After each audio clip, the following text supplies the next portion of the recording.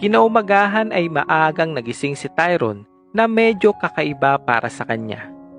Dahil normal na tanghali na siya nagigising, lalo na't nakainom pa siya kagabi. Bago siya lumabas ng kanyang kwarto ay nag-take muna siya ng shower. Pero bago siya mag-shower ay lumabas muna siya ng balkonahe para salubungin ang umaga. At dito niya unang makikita ang dalagang kanyang mapapangasawa, kung saan nasa kabilang kwarto lamang pala at gising na rin.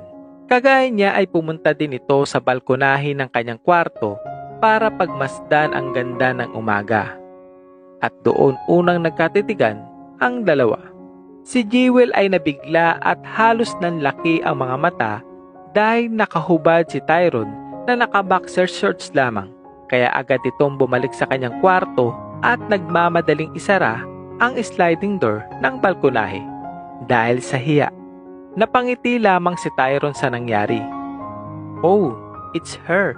How did my father choose this young girl to be my wife?" Pagtatakang sambit ni Tyrone sa kanyang sarili. 30 taong gulang na kasi si Tyrone at kung tatansyahin niya ang edad ng babae na kanyang nakita ay wala pang 20 taong gulang ang kanyang mapapangasawa. Wala naman siyang balak magbukhang DOM sa harap ng kanyang mga kaibigan at kapatid. Pero aminado siya sa kanyang sarili nang makita niya si Jewel ay nabighani ito sa angking ganda nito.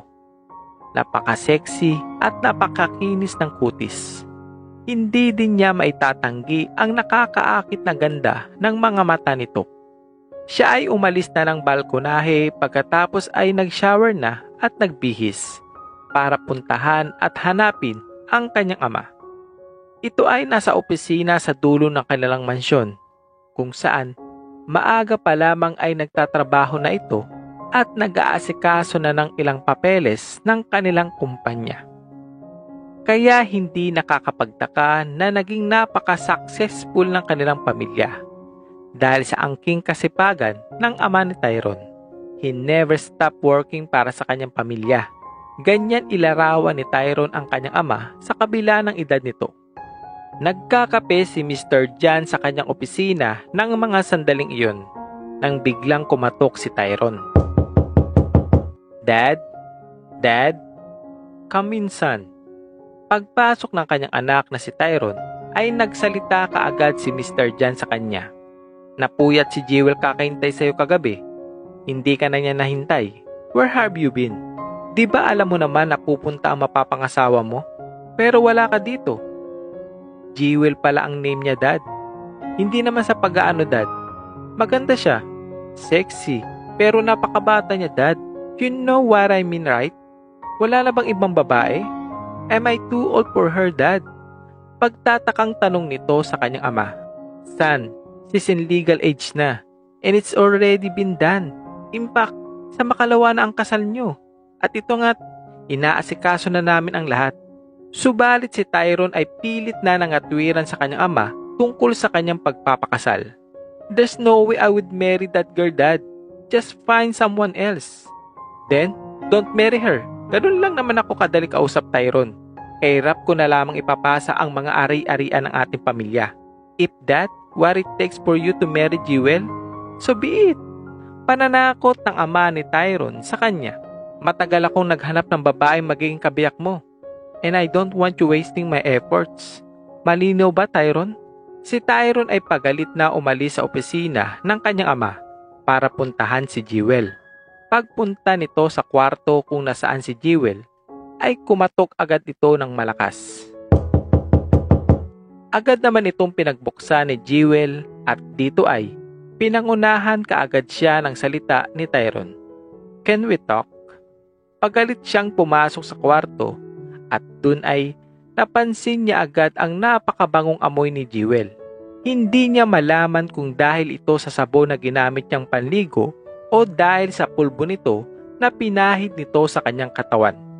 Bukod pa dito ay hindi maikumpara ni Tyrone ang kakaibang ganda ni Jewel ni maihalin tulad man ito sa mga magagandang babaeng nakakalandian niya. Bakit po?" Mahinahong tanong ni Jewel kay Tyrone. "Do you know me?"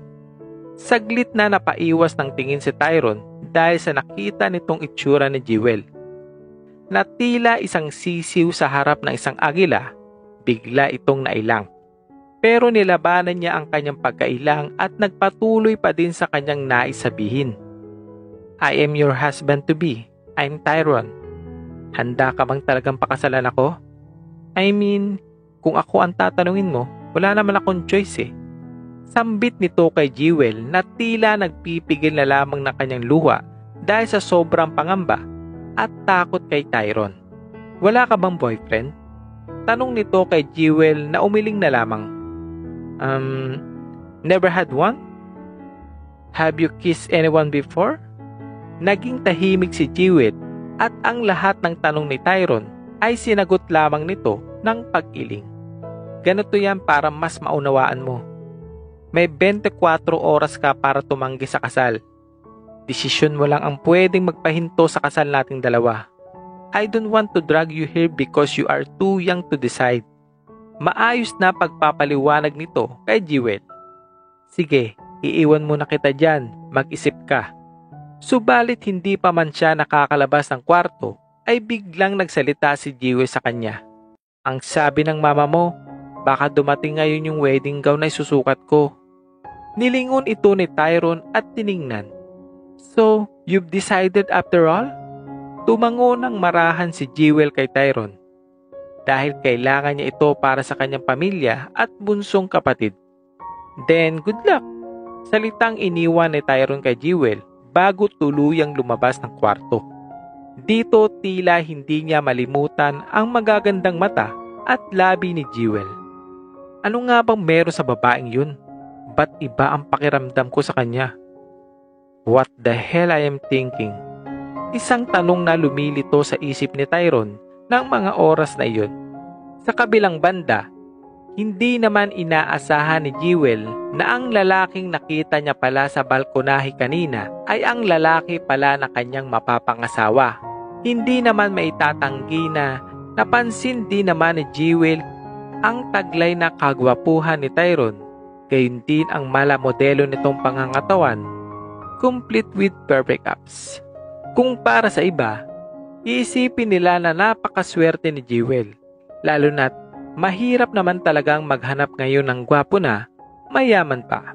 Gayunpaman, dahil sa inasta at mga sinabi ni Tyrone sa kanya kanina, ay nangangamba na siyang pakasalan nito. Tila napapansin niya kasi na may masama itong pag-uugali. Pero kagaya ni Tyrone ay wala na siyang magagawa pa. Si Jewel ay pumunta sa salamin at tiningnan ang kanyang sarili. Kailangan matuloy ang kasal. Kaya ko to. Dito kinuha ni Jewel ang kanyang maleta para maghanap ng maayos na kasuotan. Nang sa gayon ay maihanda nito ang kanyang sarili sa muli niyang pagharap sa magulang na kanyang mapapangasawa. Subalit, naistorbo siya ng isang katok. Kaya't dali-dali niyang binuksan ang pintuan at dito bumungad sa kanya ang isang katulong. Ma'am, pinapatawag na po kayo ni Sir Tyrone sa baba. Sige manang, saglit lang po. Ako na po ang bahala. Tugon ni Jewel sa katulong. Ilang saglit lamang ay lumabas na ito sa kanyang kwarto para bumaba. Dahil na din sa pag-uutos ni Tyrone. At sa kanyang pagbaba ay napansin agad nito si Tyrone na kumakain ng kanyang agahan sa mesa. Agad-agad ay lumapit naman si Jewel sa hapagkainan para sabayan ito kumain. Hindi makaimik si Tyrone. Tila hindi niya din ma-enjoy ang kanyang pagkain dahil sa gulo ng kanyang isip. Nang ilang sandali lamang ay nagsalita na din ito. Kumain ka ng mabuti, aalis tayo. Seryosong pag-aaya ni Tyrone kay Jewel. Nahahalata ni Tyrone na tila naiilang si Jewel kumilos at kumain ng mga sandaling iyon. Hindi din naman kasi lingid sa kaalaman niya na kagaya ng kanyang nararanasan ay nalalagay lamang din ito sa isang alanganing sitwasyon na hindi nito mahindian. Dahil sa pagkakautang ng ama nito sa kanila. Saan tayo pupunta? Mahinang tanong ni Jewel nang may pagtataka. Mamimili lamang tayo ng gamit mo at mamamasya na din. Alam mo na, I would like to know you more. We can't be husband and wife kung hindi natin kilala ang isa't isa, di ba? I think that's the least I can do for you. Mahinahong tugon nito kay Jewel.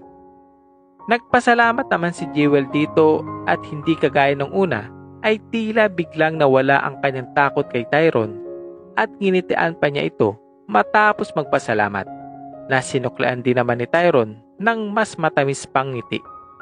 Ano kaya ang kakaibang nararamdaman ni Tyrone kay Jewel? Magiging okay kaya sila sa isa't isa sa kabila ng mga nangyari? Halina't sabay-sabay natin subaybayan ang susunod na kabanata ng kwentong ito.